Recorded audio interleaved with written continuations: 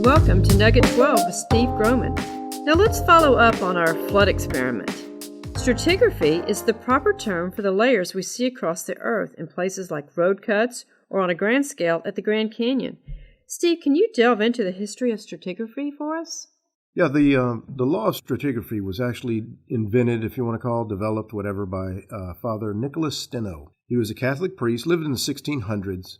I believe he died in 1686, best I recall. But anyway, he's the guy that came up with this idea of qualifying and quantifying and giving times and all to the various layers, saying the oldest ones are at the bottom, the younger ones are at the top. Principles that he developed back then are a very major part in like relative dating, even being used today still. Just because that a layer is on the bottom, it doesn't mean it's hundreds of millions of years older.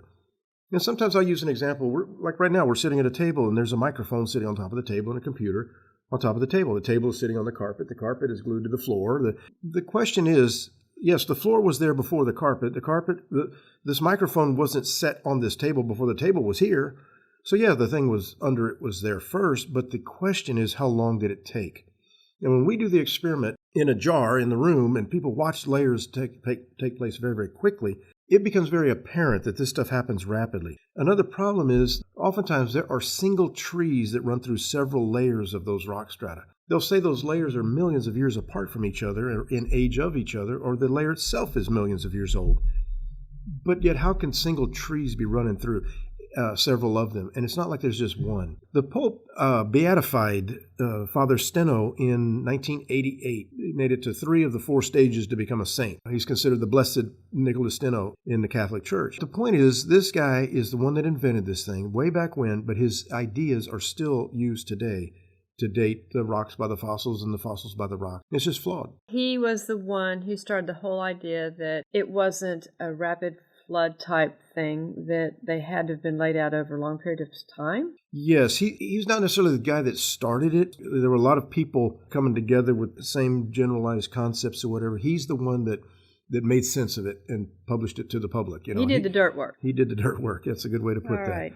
Well, all this kind of reminds me of a lady that went to one of our meetings in New England, and she's like some people that think, I don't believe in evolution, but she didn't really realize how much she was captivated by things. And after going to our meeting, she took a trip out west with her husband, and they started noticing the signs and the different things and places that they went that would refer to the dirt layers as being billions of years old or millions of years old and all these different time frames. And she said that it just jumped out at her this time, and she was so thankful that we had shown her the truth. God's word is true, and Noah's flood was real. She was just happy that she was no longer captivated by the signs and the evolutionary mindset, and it made her whole vacation better. And we get that kind of comment, things like that, a lot from people.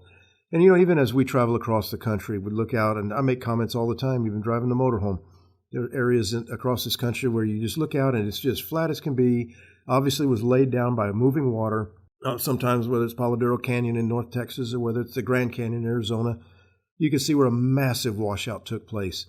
And the Bible explains all of this stuff. When the mountains rose, the valleys sink down, this washout takes place. And we see the mechanism that the Bible describes, the water being there in the first place, the mountains rising and settling and the valley sinking down and the washout that takes place and all this stuff happened rapidly. The Bible explains it. We are the ones, by the way, the Bible was written thousands of years ago by people that were never over here in North America. And what they wrote thousands of years ago, way over there, the evidence is even evident over here, which means what they wrote about everything on earth was underwater. The evidence is even over here on this side. So it's neat.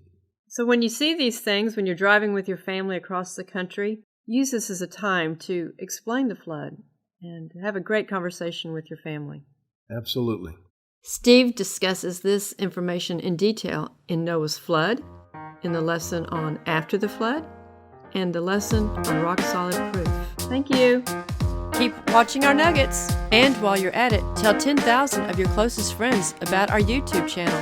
Like, subscribe, hit that little bell, and tell others about our YouTube channel. Thank you.